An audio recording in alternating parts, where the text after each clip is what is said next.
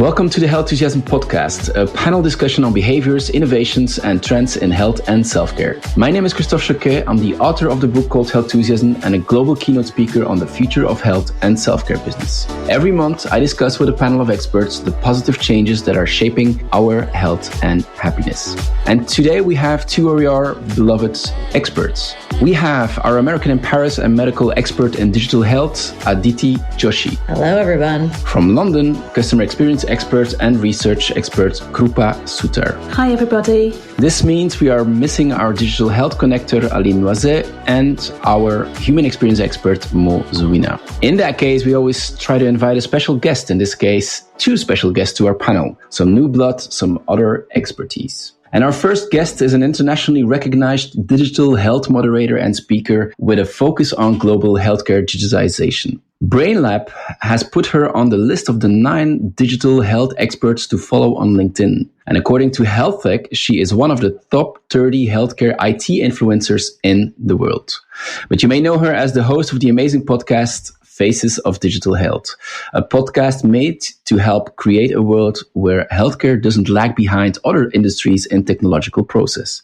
A world where patients get the necessary treatments regardless of their country of residence or social status. Welcome, Tjaša Zajc. Hi. Then we have our second guest. I always make sure to be notified when this man posts something on LinkedIn. His insights, opinions, and visions on the future of healthcare are, simply said, thought-provoking. Every time again, it challenges me to rethink my convictions or ideas. This guest is convinced that technology will drive a major change in the coming decade, and he clearly wants to be part of shaping that transformation. He's working for a boutique consultancy agency called TLGG as the healthcare director. Welcome, Thomas Hagemeijer. Hello, everyone.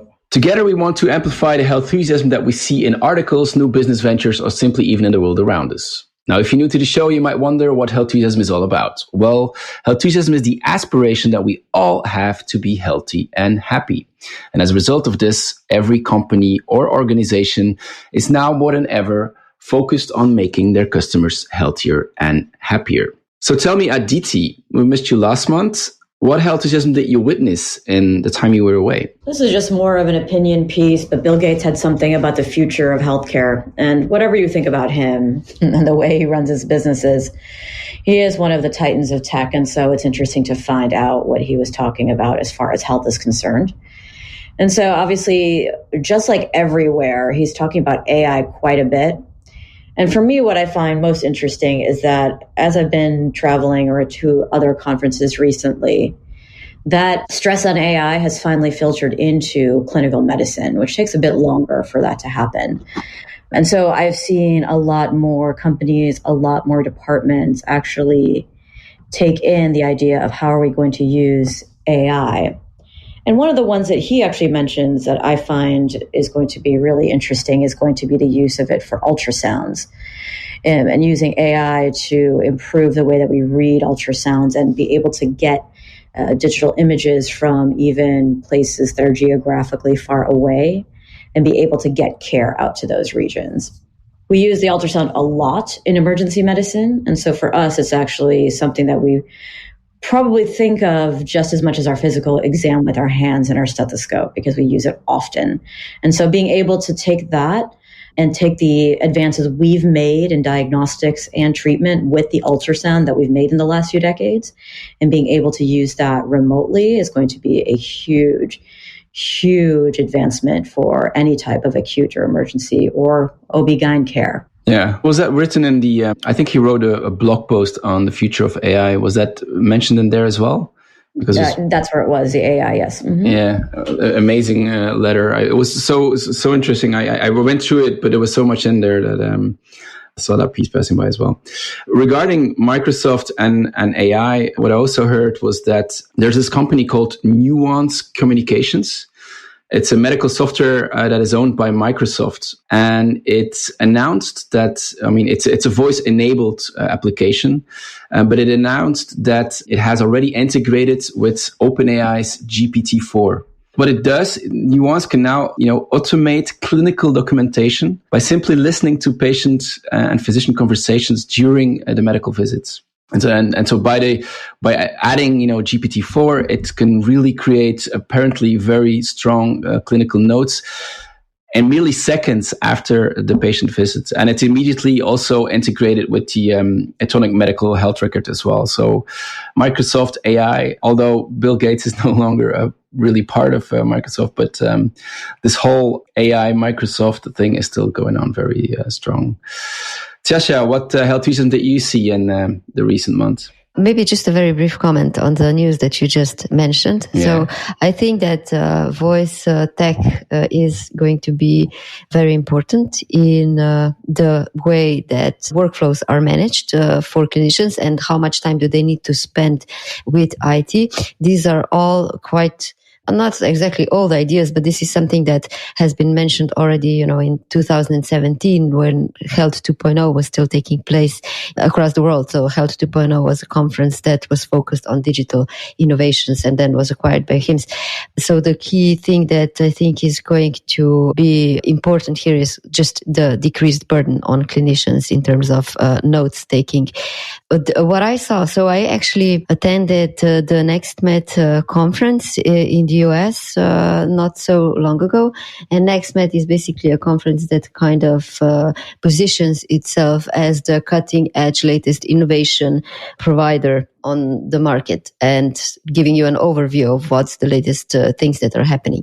And from the EU perspective or the European perspective, I'm kind of fascinated by how the whole healthcare system is shifting more and more into retail in the US. So you've got companies like CVS, Walgreens that are really moving into primary care. Now there's a hospital network that's partnering with Best Buy. So Best Buy will take over the installations and the education of patients for remote care in their homes. So Best Buy is an electronics provider, retail provider, just to clarify that.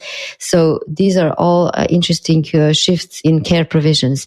And obviously at NextMed, there were innovations such as Open Water. It's also a US company, rethinking the way we use and to take advantage of sounds and basically sound and vision technology. And they are innovating in the space of using non-invasive wearables to impact cells in the body, so you don't need very intrusive therapies, for example, in cancer care.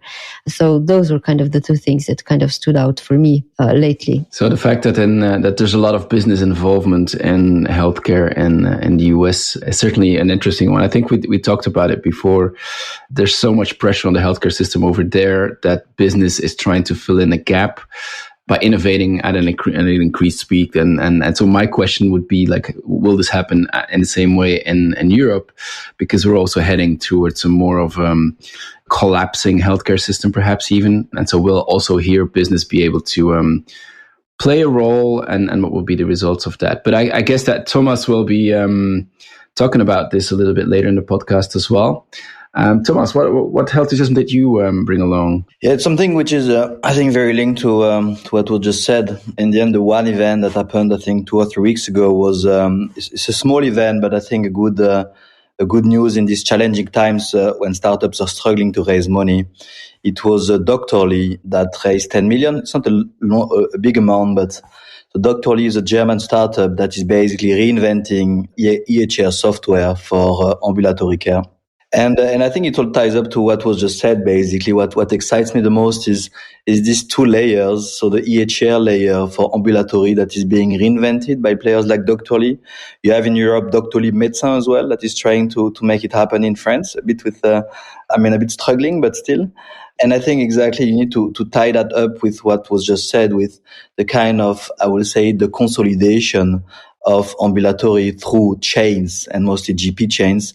So that was like CVS, obviously, that just purchased Signify Health, Walgreens. I will name also ChainMed in the mix. It's a very interesting GP chain, a value-based care GP chain in the US. But actually, funnily, in Europe, the same trend is happening. Obviously, like we're 5 years behind, but you have Avi Medical in Germany that has 15 practices and which is scaling. And you have also Dr. Drop-in, 15 practices in Norway that is just now expanding in Europe. So you see this kind of GP chain logic happening. And the key question for me is, what kind of EHR software what kind of tech stack will the GP chain have? And if they manage to scale and have obviously a proper tech stack, which is the hypothesis, then the whole adoption of the innovation that we see every day will be much easier, because I think that's where the problem lies, less in the innovation itself, but more in the adoption. So I'm quite excited to see like players like Doctorly getting funding. I think it's a very challenging topic, obviously, but I think this kind of rise of primary care chains, and also the meta trend of doctors, that the new doctors coming in that don't want to be the owners of their own practice. They want to be employed most of the time in burger practices. This meta trends playing means that in the 5 to 10 years, we'll have a much lower barrier for adoption, because this is where the problem lies, not less in the innovation and the adoption. So all these kind of trends, looking at that makes me like confident that the adoption hurdle, which is very high still today, will be lower.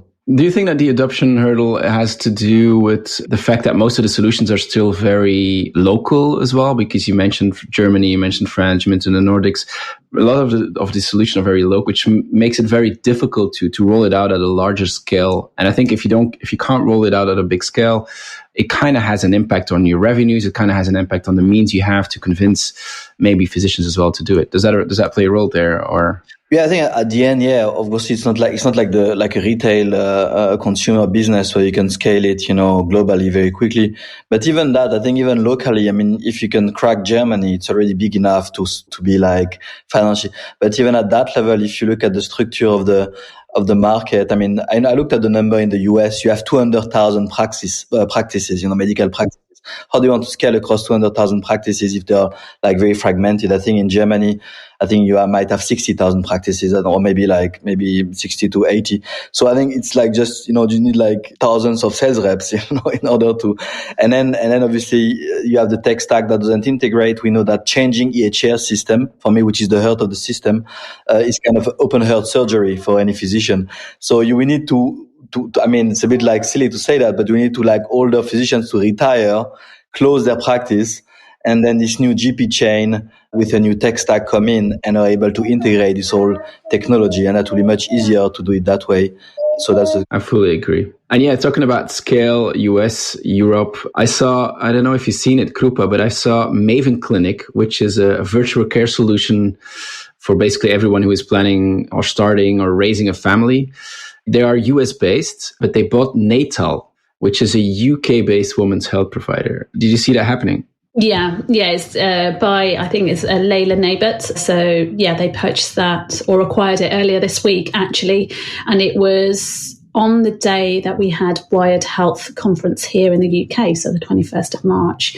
So yeah, a really nice acquisition there. So you got any health users for me as well then? Yeah, sure. So mine are actually around quality of life, essentially. So slightly different on the topics that we've been discussing so far. So you may have seen from the World Happiness Report earlier this week that Finland was reported to be the happiest country again in the world. So that's the 6th year in a row. And it's followed by its neighbours, Denmark and Sweden, Iceland and Norway. The report is based on scores such as life expectancy, social support, crime, and the levels of community support, which all contributed to its retaining its number one position. Just to note, though, the UK, I believe, has gone down. It's now 19th in the rankings. US is 20th. And then you've got Australia as 12th and Canada as 13th. But an interesting report there. My second health enthusiasm, again, is related to quality of life, pertains to March, which is known as Endometriosis Awareness Month. This is a condition that affects approximately 167 million women worldwide. In the UK, it's estimated that 1 in 10 women have the disease, and it equivalates at roughly around 1.5 million women in the UK, which is roughly the same as the number of people who have diabetes. The factor here is that it takes an average of 8 years to be diagnosed as a condition, And it can only be properly diagnosed through keyhole surgery, so through a laparoscopy. But it can affect a woman's daily life. She can be in constant pain, through to the fact that it can affect with her family planning if that is something that she wishes to do. And they're often prescribed ongoing medication, which can be hormone based. But later on this year, and obviously that's going to have side effects in itself. However, later on this year, there's going to be a trial in the UK of 100 women. So those women are based in Edinburgh and in London. And it will assess whether the drug that half of the women are going to be given will help relieve the pain. So the trial will last around 12 weeks, and they'll receive the painkiller, and then they'll have to complete surveys and provide blood samples to see if that treatment is effective for relieving that pain, any other symptoms that they may get as well. And it's known that women who have endometriosis produce higher amounts of lactate. And in the lab experiments that they've been conducting, when this drug was administered, what they found was that lactate production reduced to normal levels and therefore produced a better quality of life. And the endometriosis lesions actually reduced. So if this drug works, it could be potentially life-changing for millions of women across the world to lead to a better quality of life for them. Would be lovely indeed. And you talked about quality of life, indeed, and you talked about happiness. There was one article that comes close to it, or that's a little bit related to how we feel, and that it was about Michelin guides. I don't know if you saw that passing by, but apparently, the Michelin guide stars and that are awarded to restaurants. But you have to know that the chef cooks, they really try to have that star. It's a lifelong pursuit. And now when they get one, they're really scared to losing it, of course. And apparently what is happening right now, if a Michelin star restaurant loses one of their stars, they are contacted in specific ways. Separately, they're not just called, it's not just a mail. People go there to talk to them, to really debate what it's about, how it comes, to really help them. Because apparently it kind of can hit somebody really hard. In fact, in France, I think there were several deaths by suicide because Michelin star chefs lost their stars. So I really like that article because it shows how even an organization like the Michelin Guide is taking that into account. The maybe final one that I really liked in the past month was Nintendo. I know, Krupa, you mentioned it as well, is that Nintendo announced that it will launch a Pokemon Sleep application in the summer. And the idea is that you place your phone near your pillow to track your sleep. And the better you sleep, the more new, different Pokemons that will show up in the game for you. Which is, I think, it's a debatable subject, but it's not the first time that Nintendo is going into health or self-care. I mean, we all know the Wii Fit fitness game. Recently, for the Nintendo Switch, they also launched the Ring Fit Adventure to actually have people exercise a little bit more. In 2014, apparently, they announced and launched a quality of life initiative, which is related to gaming. And then something that somebody mentioned to me was something I really didn't know, is that in 1993, Nintendo had this thing called Captain Novolin, which was a character in, I think it was Mario, but it was a Super Nintendo character that wanted to teach kids to manage their insulin. And that was 1993. So Nintendo has always been an early player in the health sphere, and I really liked those examples. Thank you all for your examples. It is a health enthusiasm world indeed. We can see so many positive changes that are making our world a little healthier and happier every day. I really enjoy watching these changes unfold. I analyze them. I try to understand the broader impact of these changes. And I even write a newsletter about it. It's called It's a Health Enthusiasm World. If you're interested, go and discover them on healthenthusiasm.com. Now, every month during the Health Enthusiasm podcast, I'll recap one particular newsletter for the panel to debate. But not this week. This week, we will do something different.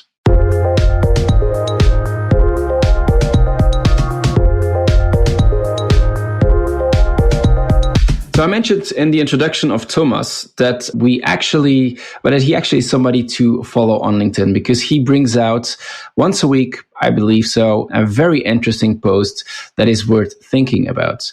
And so instead of me just bringing my newsletter this week or this month, I'd love to have Thomas bring a certain idea, a certain reflection, a certain evolution that he has been seeing in recent times.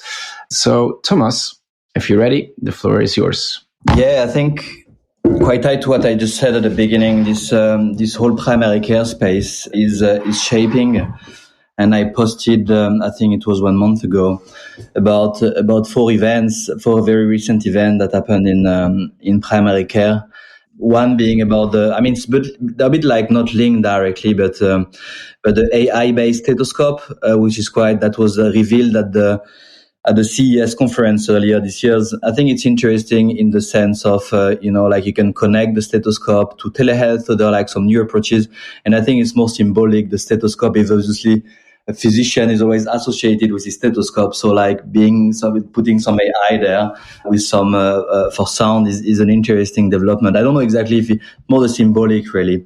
Then I think the whole space about, the Spotify founder, just brought to market a AI-powered body health scanner. So it's basically for primary care. You will go to your GP and you will have a full body scanner. And I think it's obviously still a bit of a prototype. But if you think again and link it to what I said at the beginning with kind of GP chains, if a Walgreens decide that this kind of whole body scanner is interesting, then, there is obviously the whole privacy concern and everything. But if you start having the whole body scanner of everyone, you can start going towards virtual twin and obviously have new kind of care delivery models that are interesting. What happened also in February, so 1 month ago, CVS acquiring Oak Street Health, a value-based care company. So here you see a lot that was also Syndica Health that was acquired.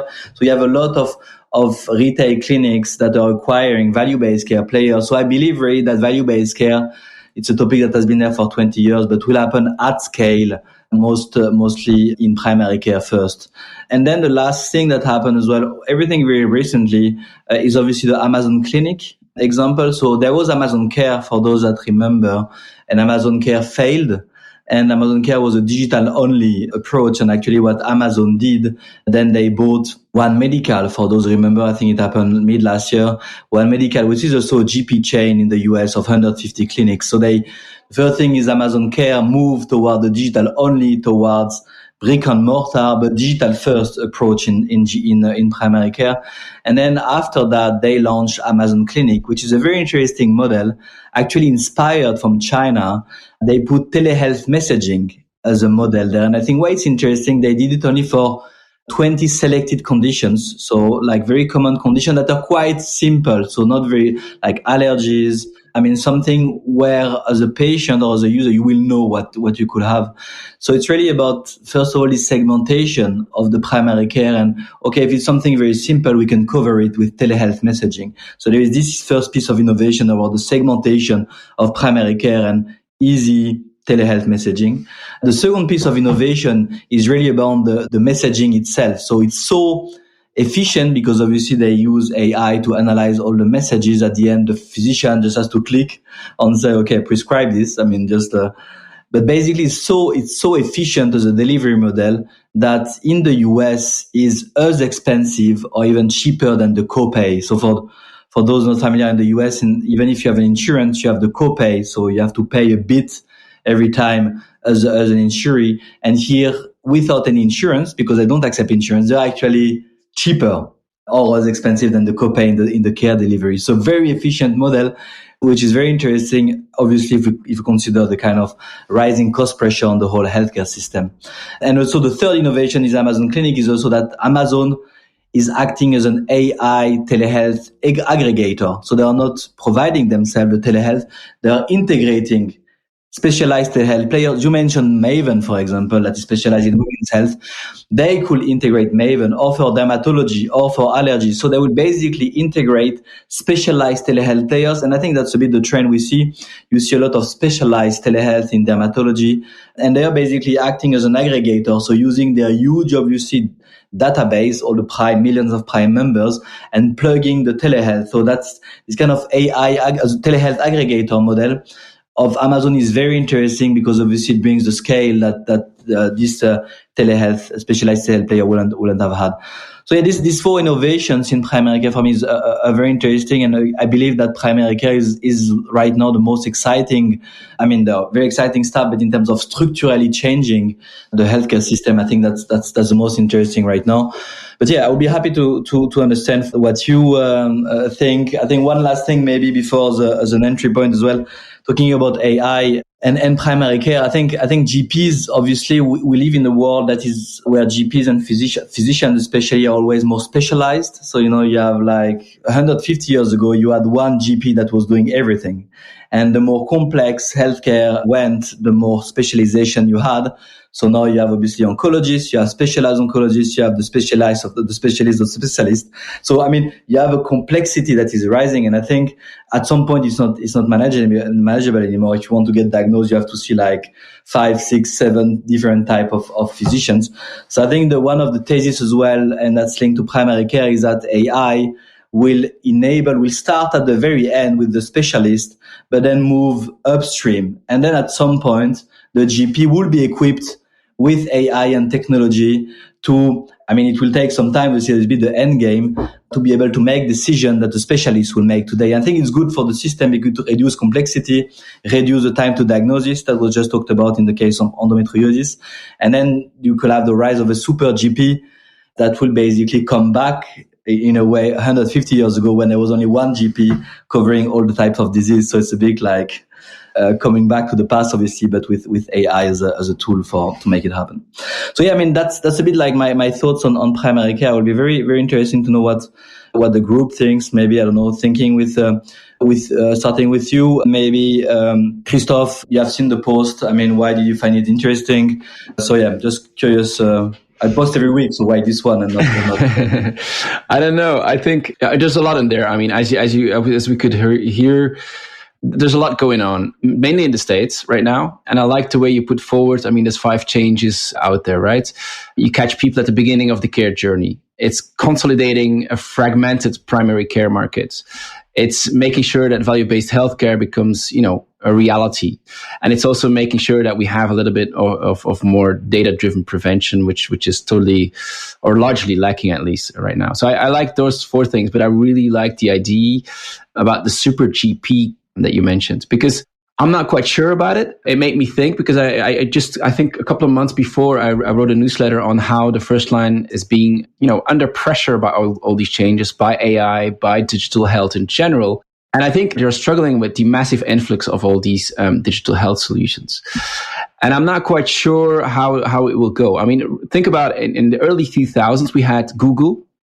Google search, Dr. Google, as we said.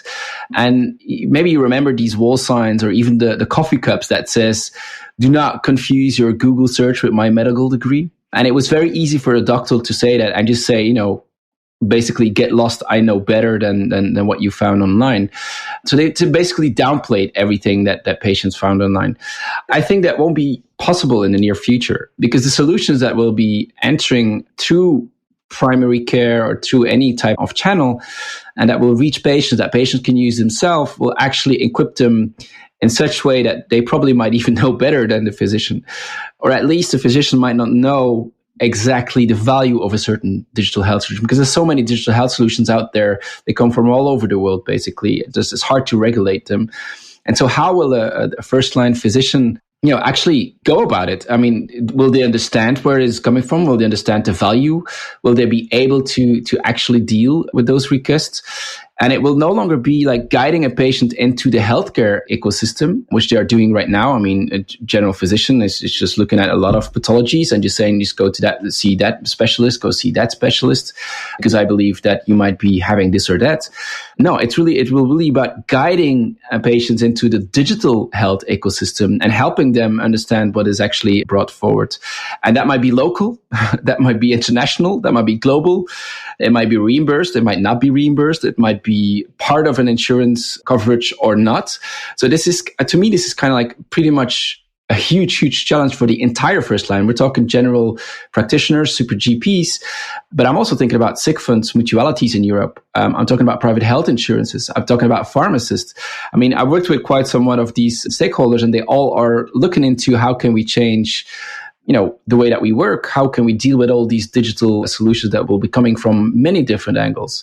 And so to me, the question was, is it really the super GP? Will he be able to cover all that? Or will he just become what I call a care guider who will guide people left and right, not really knowing or fully understanding what is really going on and whether something that the patient has brought forward is actually valuable or not?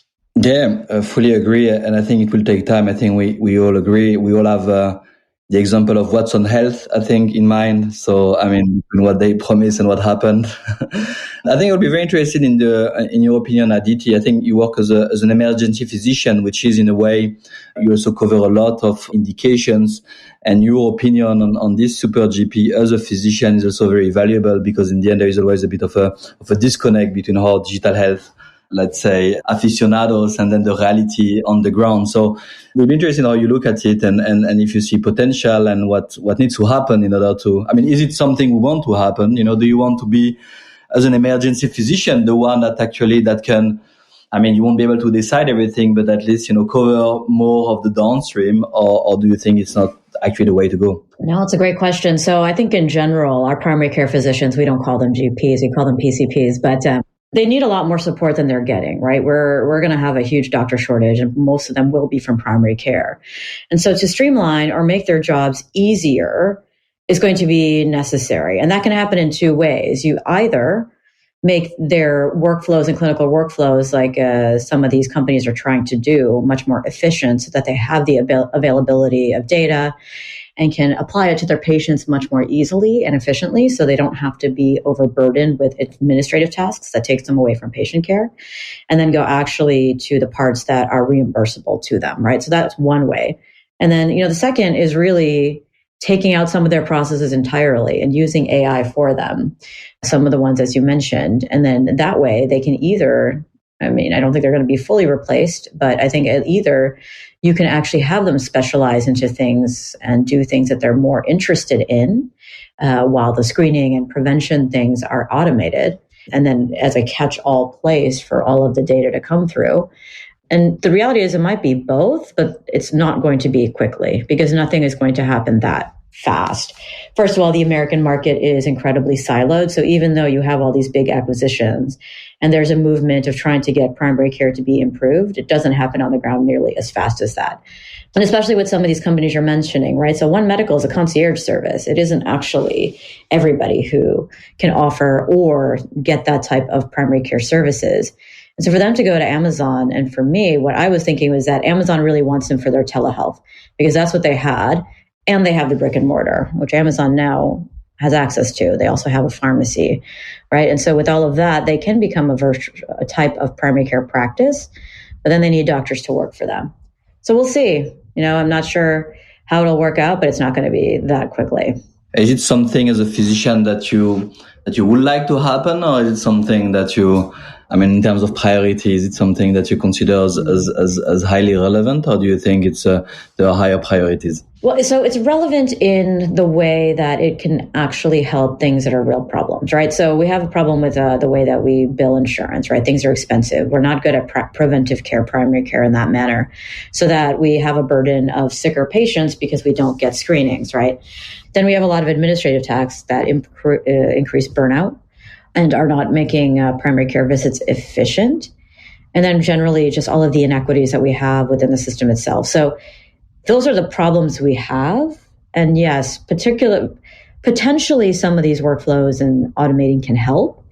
AI can potentially take out any of the inequity, or looking at things from a racial, sexist, whatever thing that is a problem, taking that out of the equation potentially, it can do that. But so it's a priority in that manner. But our healthcare system is so complicated and so awful in ways that I can't tell you that it's going to be a priority or that it's going to fix it in one thing. A lot of things have to happen at the same time together. Makes sense, yeah. And you, Tjaša, you mentioned actually CVS in your intro, so that means you kind of have a closer look at what's happening there. On this kind of primary care changing, obviously you're also based in Europe and US.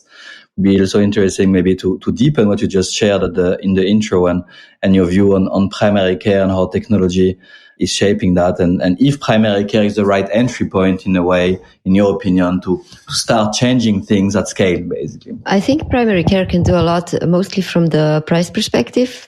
Like if Cuba is often mentioned as a good example of a good but not expensive healthcare because they have strong primary care. Without going into details, what is important to understand, is that the US market is specific and very different to any EU healthcare systems. It's market driven. That's why we see that all these changes happen, because when healthcare is profit driven, the story is completely different. I see AI tools as an important, future helping tool for clinicians, but I'm also a little bit skeptical about just giving these tools to clinicians because they're still error prone. It's a problem when you have to negate that as a patient. And I have an example about, how, for example, if you take depression, depression is really, really complex and very time consuming to diagnose and treat accurately.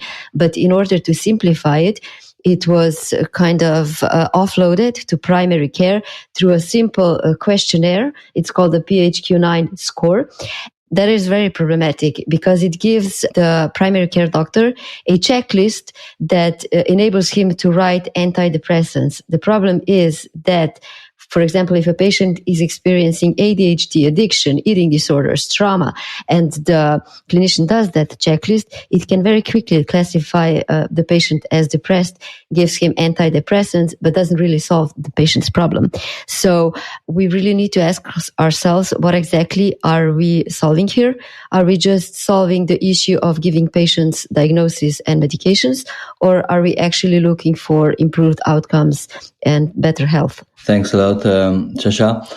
And you, Krupal, I think you talked a lot about quality of life, and I think trying to link it a bit to the topic. I mean, you talk about quality of life and as well about endometriosis and the time to diagnosis. So I would just have two theses that I would like to test with you, and maybe you can react on that. So the first is, assuming we manage to go more upstream and have this kind of super GP, whatever it means and how much time it takes, but assuming that, I mean, we can potentially reduce this time to diagnosis of endometriosis, technically, potentially, or maybe not. That'll be like one question. And I think the second question about quality of life, I talked about the super GP, but actually in the meantime, after this post, I had a chat with somebody else that told me actually pharmacists are the new primary care. So actually and I think the interesting thing in the thesis of pharmacists are the new GP or PCPs is that pharmacists have potentially more time technically, and I see there is also lack of pharmacists, and there is a bit of a strategic question for pharmacists to redefine a bit what's a pharmacist. Now, it's not someone that just sells you pills. It's someone that has more, that can offer more than that. And basically that's happening in France a bit, giving more responsibility to pharmacists. And because they are the ones that are, on the front line, and there are much more pharmacists than PCPs. So they could also, for chronic condition especially, be the kind of, supporting therapies, supporting patients, and be the kind of trusted partner, because PCPs don't have the time, GPs don't have the time to do that. So in terms of, this idea of time to diagnosis and this idea of, quality of life, how do PCPs and pharmacists play together to make, chronic disease in a way, easier to manage? I would just understand if you think it's a solution or maybe it's not the right way to go. I don't know. There's other ways of others. So I'm not the medic here. That's obviously a DT. But what I would say is that they have very different training, and obviously a GP or primary PCP is there for a specific reason, and a pharmacist is there for a specific reason. What I do know, though, is that pharmacists are very, very busy, and there is also a shortage. So I think if you're going to give them more responsibility, we need more pharmacists to be present. So there's a tricky aspect there. Maybe they can help with some conditions. I don't know. I don't think I can really comment too much on that because it all depends on the training and the pipeline of pharmacists coming through. But in terms of the quality of life and endometriosis, and going back to this piece, I think AI's got a long way to go. Just yesterday, I was part of a group at the UN Women's Conference in the UK, and my group actually was centred on AI and who listens to who. So essentially, how can we make differences through AI? But the problem is that AI is also there are inherent problems, issues with it. Some of the data isn't always representative. You haven't got a good representation of race, ethnicity, gender always in AI. So if we're going to use it, how do we know that it's actually correct and the diagnosis it's giving is accurate based on the conditions and the research that's been done is representative of the sample to make that change? It's going to be interesting to see where this goes. And then my final point here is that we've got this proposed solution, but if you look at health equity as a whole, are we then creating more of a digital divide? What about people who can't access the latest treatment? Does it become a bit more of a them and other situation? Do people who can access this, and I know in the US you have to pay for private medical care, as we can do in the UK, but is it at that point that those people who pay will get better access to treatment and therefore reduce health outcomes as a whole? I just feel like it's a great innovation to be having, but the implementation is going to be the most important piece here. Thanks a lot. I think you brought great points. Maybe like some topics for the next podcast. I think I took 2 points. I think the first point about accuracy, I find it also a very interesting point. I think I find it funny because we are actually all digital health, I would say, supporters, but we are very more cautious maybe into the way we frame it. So that maybe we all grew up in a way, so that's good. But I agree there are still some concerns about the accuracy. I had some data about symptom checkers, and actually, if you look at symptom checkers, they are not better than the PCP or GP. Actually they are in terms of coverage and accuracy, they are all below the GP. So we are not there yet in terms of maturity, at least for this. And then the point you raised about health equity and will technology widen the gap or will it reduce the gap? I think one example I mentioned was Amazon Clinic, which is in the end same price or cheaper than the GP. So you could argue in that specific case, it's actually bringing care at a much cheaper cost to efficiency. So it could lower the gap. So that's one very specific example. On the other hand, I agree. I mean, I think we all have met with Bart de Witte. Maybe we know him from name, the activist, OpenAI activist. I mean, basically structuring the whole system around data, algorithm, and UX. And he's arguing that data and algorithm are being privatized and commercialized, and actually it will more widen the gap by scaling technology than reduce it. And he's arguing that actually data and algorithm should be open, and just the UX or the integration into the workflow should be commercialized, and that's where the money should be made only. So yeah, I think it's a broader topic, obviously, and I think a very, very important point. But yeah, maybe for the next podcast, Christophe, I guess. Yeah, definitely. I think, and Bart will definitely be part of this podcast in the near future. I have frequent chats with him about OpenAI and the way that you framed it just a minute ago. So, okay, thank you everyone for that discussion. Now let's move to the next segment of the Health Enthusiasm podcast. Is it something, nothing, or everything?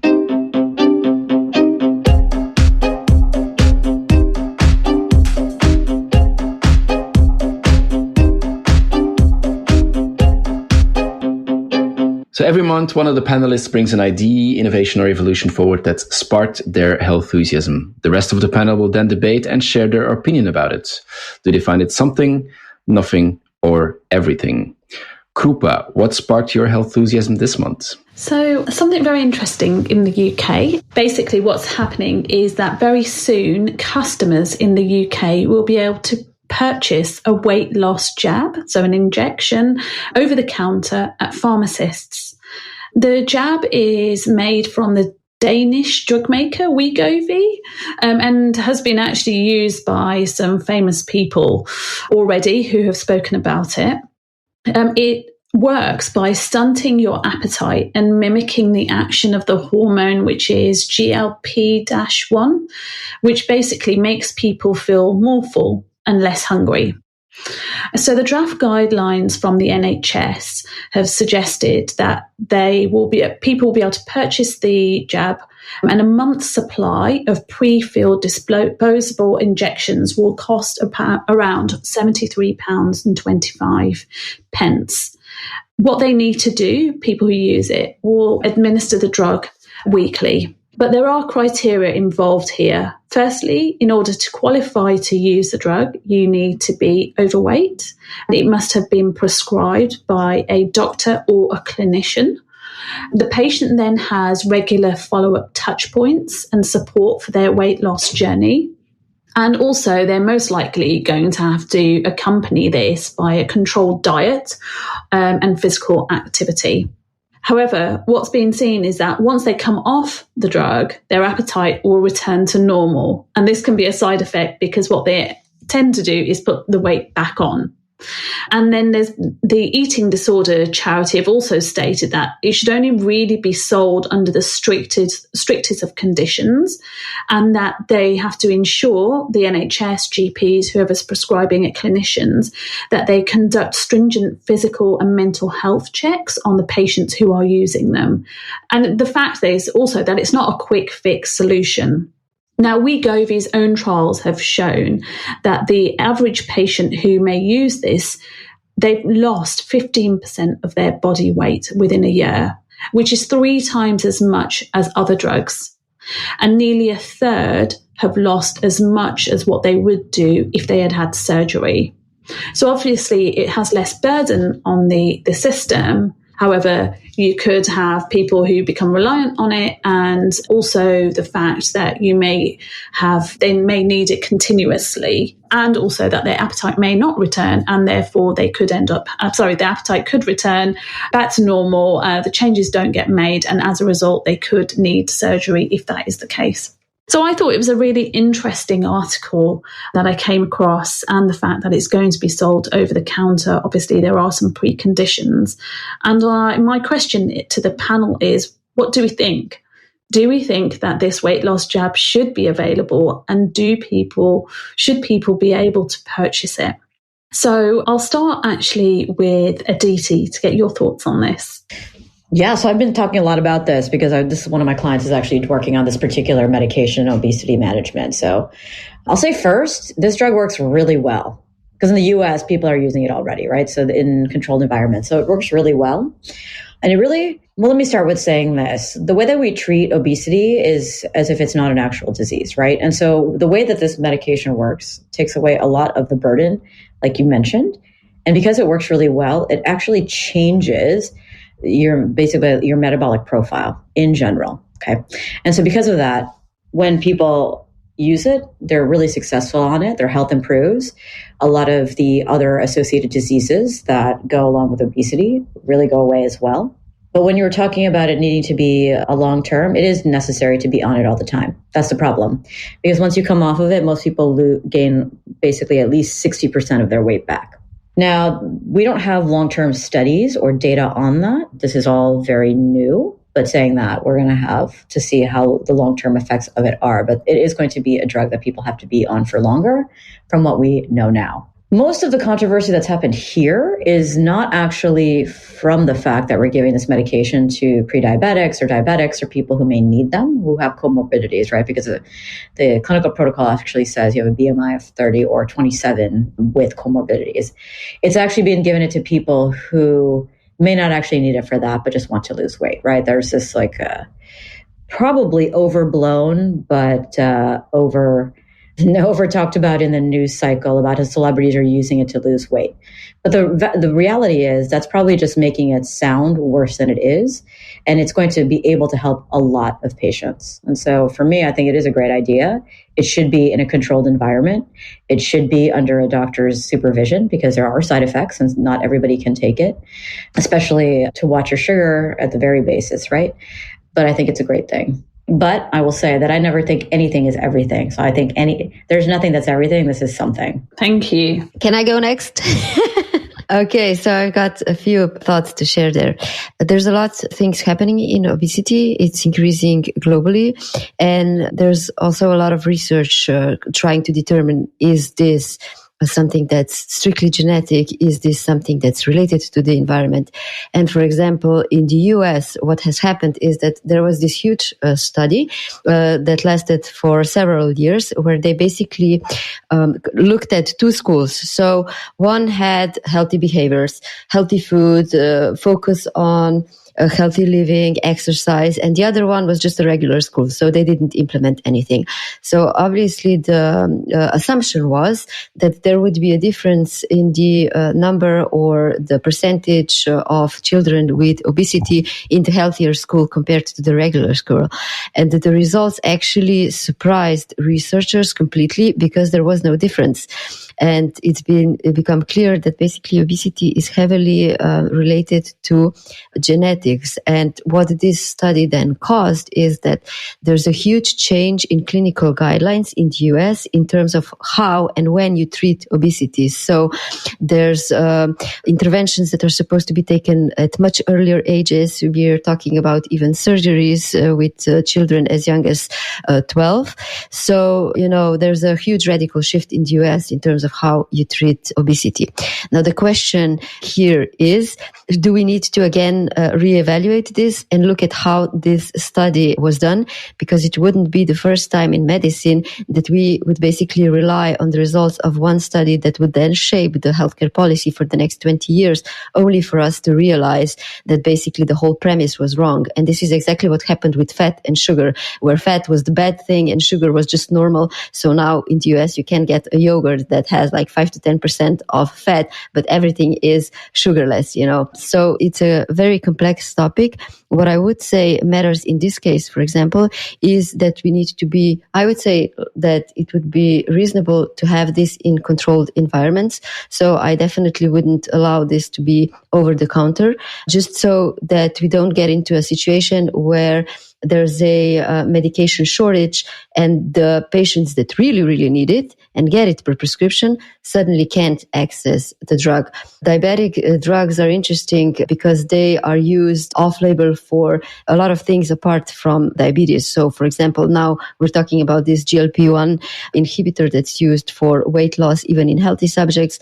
Metformin, which is primarily used for diabetes, is used by many people if they can get their hands on it for longevity, because there's some research in that regard. So I think we just have to be mindful how we regulate this. So, and because we also don't know what are the long-term effects if a healthy person takes this unsupervised. And sometimes when things are not supervised, then we do things the way we believe are good, but may not be because we don't have enough knowledge, such as clinicians or pharmacists, for example, would have. Wait, so Krupa, in the UK, they're not going to need prescriptions to get it? That I find also fairly questionable. Yeah, I do feel, though, that it has to be prescribed by a GP or clinician here. So that's what it says. So I believe that they would need a prescription. But the fact is, it's interesting. You can actually just go, this is going to be made available in the UK. So yeah, Aditi, to answer your question. Isn't it in the States that way so you have Wegovy and you have Ozempic. Both are made by Novo Nordisk, but Wegovy is approved for weight loss and Ozempic is used to treat people with diabetes. It's the same drug, but it's branded differently. And one is prescribed and the other one is suggested, I believe. I'm not quite 100% sure, but both are approved by the FDA.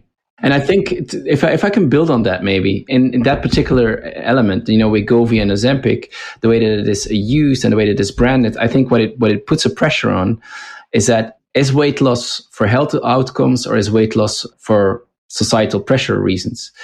And we're talking about, body positivity trend. We've seen, plus sized models on catwalk. We've seen, fashion magazines featuring women of variety of sizes, etc., saying that this is healthy. And what I think, and I looked a little bit deeper into this drug, and what I saw is that, for example, Weight Watchers, which was, we all know Weight Watchers, was massively successful in the 80s and the 90s, primarily for weight loss. They kind of rebranded themselves. They're no longer called Weight Watchers. It's International WW. And they say that now it's not about weight loss, or they said that now it's not about weight loss, it's about wellness goals. They removed the word diet pretty much everywhere. But now, just recently, with the popularity of Wegovy and Ozempic, what they did is they bought a company called Sequence. It's a digital health company, and they provide telehealth services, but also telehealth prescriptions for these appetite-suppressing drugs like Ozempic, Wegovy, and soon to be Mounjaro. So while they were moving away from weight loss, they're getting back into this space now again. And of course, they say, it's not about, it's not specifically for people who want to lose 10 pounds. And we want to add an application that, as you said as well, Krupa, eating and exercise advice included. But still, when you think about, the double branding, Wegovy, Ozempic, as I mentioned before, it brings to me this sort of thin line and obscurity around, is weight loss for health outcomes here? Or is it used for health outcomes? Or is this medication used for, societal pressure? And it's becoming really, really difficult to make that distinction, because if you look at what Ozempic has done on TikTok, I don't know if you've seen it, but there were 74 million hashtags on TikTok using my Ozempic journey. 74 million users. So, this really puts it into perspective, because Ozempic is used to treat people with diabetes. And now suddenly, it's trending on TikTok. So to me, that is the biggest thing here. Is it used for weight loss? Is it used for health outcomes? Is it used for societal pressure? It's an interesting debate. I just want to make sure that we're very clear that there are metabolic and physical and medical effects of this. So saying that is actually diminishing the actual problem of obesity and all of the health outcomes that are part of it. Also, like with the Weight Watchers thing, they're actually going to be very strict on their clinical protocols, right? So the whole idea is that they're adding to services they already have. And I think we're going to see more of that too. Yeah, totally agree. But it is remarkable that they went away from weight loss and then going back to weight loss, which I think is necessary, of course. But I would just add a quick comment there. So I think what's interesting in what you said is that basically New Zealand and US are the only two countries that have allowed direct-to-consumer advertising of drugs, which puts also an immense pressure on what patients demand from their doctors. So when you say that basically there's so many hits on TikTok where basically patients are just sharing their experiences with a specific drug, it's technically not advertising, but in its effect, it's exactly what it is. So I think that's an interesting societal trend that will be interesting to observe. To which extent will regulators step in to ban that kind of content from being distributed widely? Thank you. It's a really interesting conversation, debate. Thomas, let's get your opinion. What do you think? Is it something, nothing, or everything? I think it's everything, actually. And I have to be very careful in the way I choose my words. The way I look at it, and I want to put like things in. Obviously, I think it will have some benefits for sure. And I think in the short term, there is this question about, is obesity a genetic disease? And I think that's what you just said, Tjaša, I think, and what you said, so Aditi. Now the American society, scientific society, thinks it's a genetic disease, which changes the whole and opens a new market. I think, is it a genetic disease? Is not a genetic disease? I don't know. I'm not a physician. Maybe it is. And I think it comes back a bit to, if it's a genetic disease, why is it increasing? That means our genetic code is changing into, and I think it does come back to a much higher level, which is my core thesis in the end. It's a bit broader than healthcare, but I think we all read the book *Sapiens: A Brief History of Humankind*. Or maybe not, but I think for those who haven't, I think I would really suggest it. And I think one of the core theses of this book is that at core we are hunter-gatherers. Human beings were hunter-gatherers, so we should be hunting and gathering.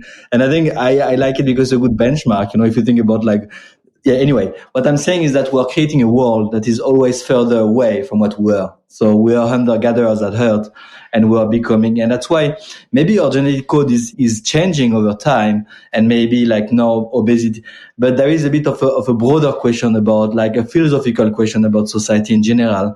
And I think in a way, I mean, I don't want to put like too much on the philosophical level, but at some point, there is this question about, like this kind of user centricity, which is the hot topic right now, is basically reducing pain point, is like climbing a stair pain point, is, like if you reduce so many pain points, will be like, sitting on the couch, delivered, Uber, everything delivered, and take, like, is it the world we want? So in the end, I think there is a bit of a philosophical question to be asked.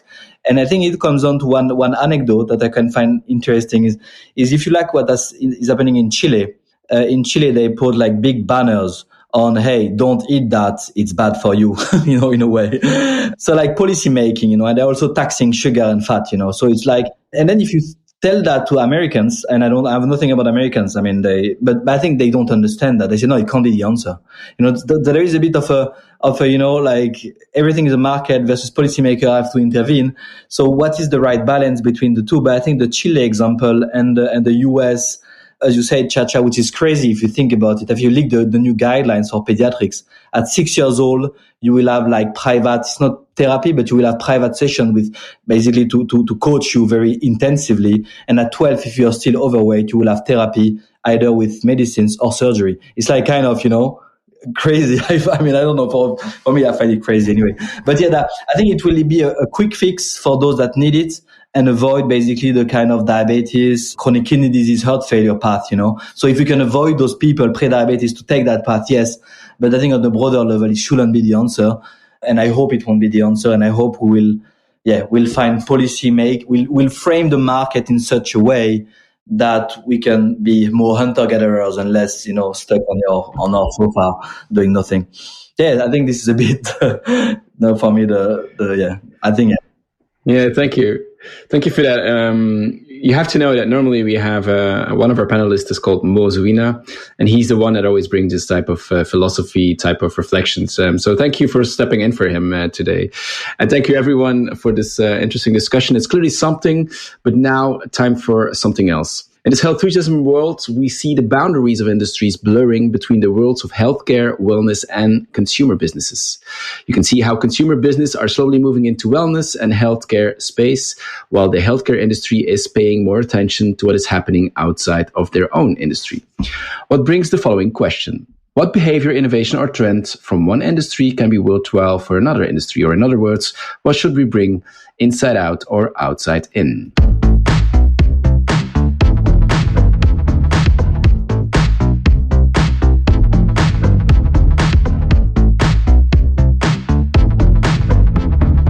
So this month, I want to talk about a tech company we all know, who 15 to 20 years ago had no real ambition, perhaps, in health and self-care, but who today really becomes one of the strongholders in the digital transformation of healthcare, and that is Google.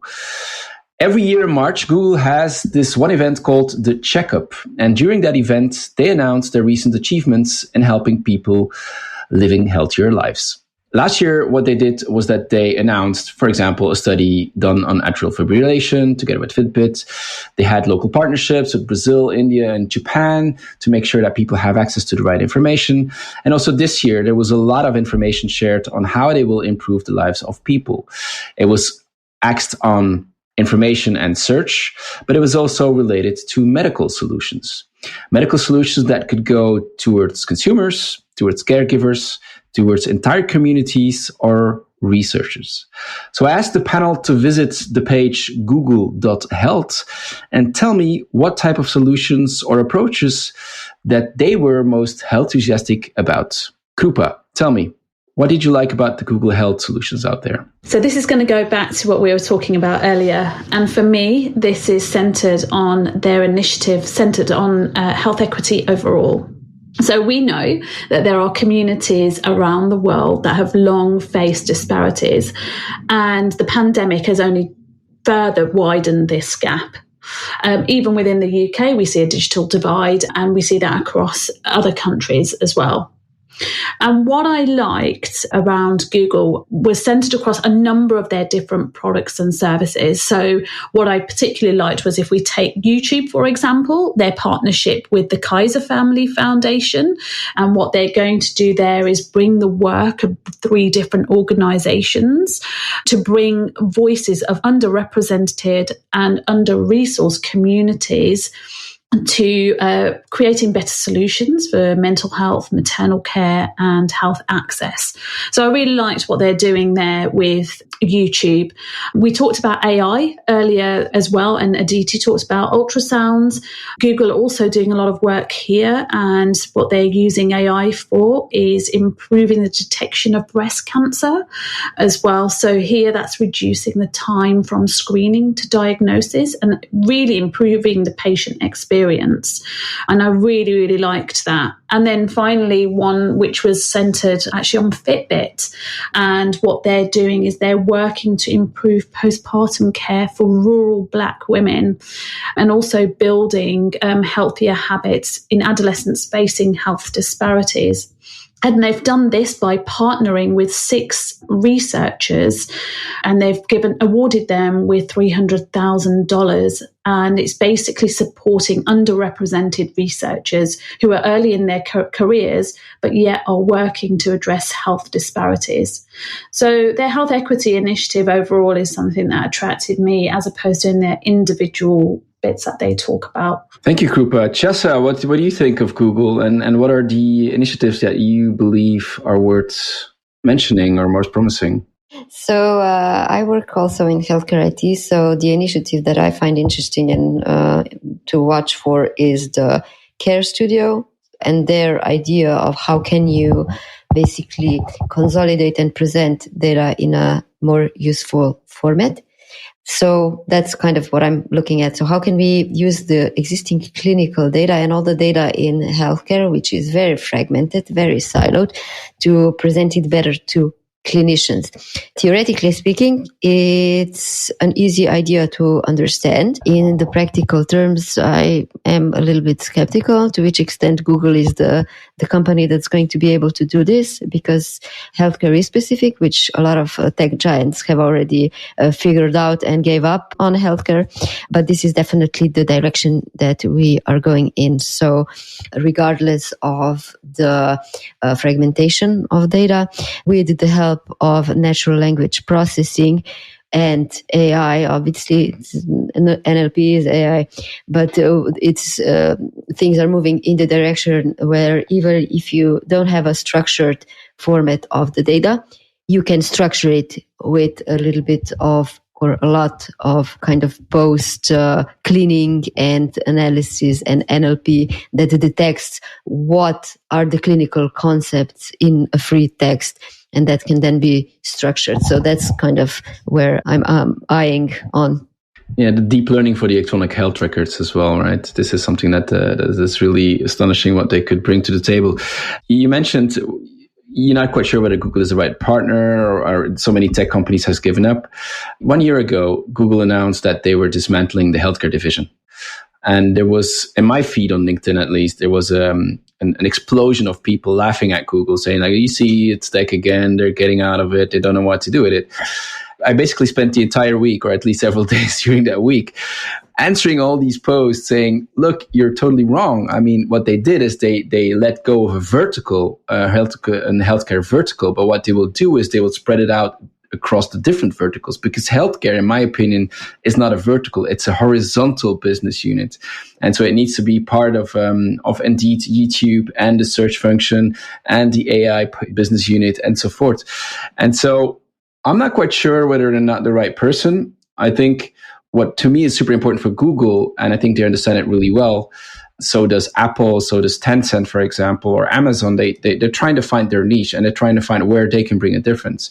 And I think they can bring a lot of difference in many different areas, and they really need to be the best one in one particular or several particular areas where they can make a difference. So I really think that they have a huge role to play there. Yeah, you get any feedback on that, Tjaša? Or I will just say, let's wait and see and move on to other speakers. Thomas, what do you think? No, I think I'm very interested in what Google is doing. I'm always struggling. I can talk easily about Apple, about Microsoft, about Amazon in healthcare. Google is the one that is the most difficult to catch, because they are everywhere, so they will win, but they're too, too all over the place in a way. So it's a bit the feeling I have, If you look at Google, to your question, what impresses me the most is the research piece. I mean, I looked at it like a few months ago. They are number 5 in the ranking of the Nature Index, which measure the impact of scientific papers. So that means they are before many pharma, and they're 20 spots ahead of Microsoft. They're the number 1 big tech in kind of advanced research. So they're really doing this kind of work we don't necessarily like, but they're advancing research. And I think this is maybe for me the most impressive for Google, is kind of advancing research. At the same time, they have Google Cloud installed in many hospitals. So that means that they can, as soon as the research is there, they can distribute it in a very, very easy way to providers. So on paper, it launches. And then at the same time, they have search, Google search. So they're on the consumer side as well. They're catching people at the beginning of their journey. So they have the 3 pieces together. On paper, it sounds like they will take over healthcare. At the same time, they're doing so much stuff, as you said, David Feinberg, the head of Google Health, left and went to Cerner, Cerner, the very traditional, yet where you think, why this very strange move. So there is a bit like some signs where you think, wow, that's amazing. And sometimes you say, wow, it's going too wide in a way, they're not focusing enough and trying to win in one specifically. So it's a bit the feeling I have about Google in general. Yeah, but as you say, Google in general, it's not only in healthcare. They have a lot of initiatives that goes all over the place. By the way, to name some other numbers, I think between 2019 and 2021, Alphabet, which is the venture capital's arm, they made about 100 deals in life science. So almost a quarter of all the deals that was made with Google Ventures and Gradient Ventures and Capital G and whatever, a quarter of them were in life science. So they really are all in. And another thing that I really liked, which is not really, it's a part of Google, it's not company Google, it's the holding Google, it was AlphaFold. Remember AlphaFold? We talked about it in the podcast as well. It's a program developed by DeepMind, which is a subsidiary of Alphabet. And they managed to basically predict all the protein structures. So talking about research, if you actually understand all the protein structure, I think it is 200 million or something, then they really can make a huge impact on medical and healthcare. So on that note, and I think that's why maybe they always, Google is a private, and they're always they were not open to coming back to the open source discussion we had. And I think the interesting thing about AlphaFold is that Bloom, which is an open source AI, solved the same protein folding problem, but that was a group of researchers, and they make it open source, which forced AlphaFold to make it open source as well. And I think what Google didn't understand is I think they could take over healthcare by, keeping kind of everything closed the way they do it. And I understood that they have to go open source to be peer reviewed in order to be able, and that's a complete shift in the way Google has been operating in the last decade. So will they make it? Because it's another way. You have to be open source to scale in healthcare, to be peer reviewed and get the trust. Will they make it? Yeah, that's the question. So with these smart words, I'd like to wrap up the Health Enthusiasm podcast for this month. Thank you for listening. If you like the show, don't forget to hit the subscribe button on your favorite podcast platform. By the way, you can also find us on the Shift Forward Health channel. It's a podcast channel of thought leaders who are actively designing and building the health and self-care business of tomorrow. For now, I'd like to thank our own thought leaders for their insights and health enthusiasm. Thank you, Aditi Joshi and Krupa Sutar, but also thanks to our guests, Tjaša, Zajc, and Thomas Hagemeijer. My name is Christophe Jauquet. We are the Health Enthusiasm panel, and we'd love to see you again next month for some more health enthusiasm. Ciao.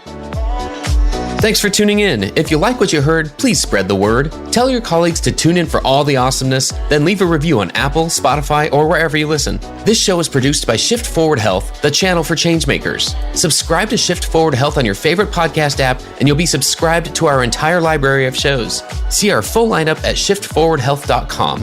One subscription, all the podcasts you need, and it's all for free. And remember, we might have a lot of work to do in healthcare, but we'll get there faster together. Thanks again.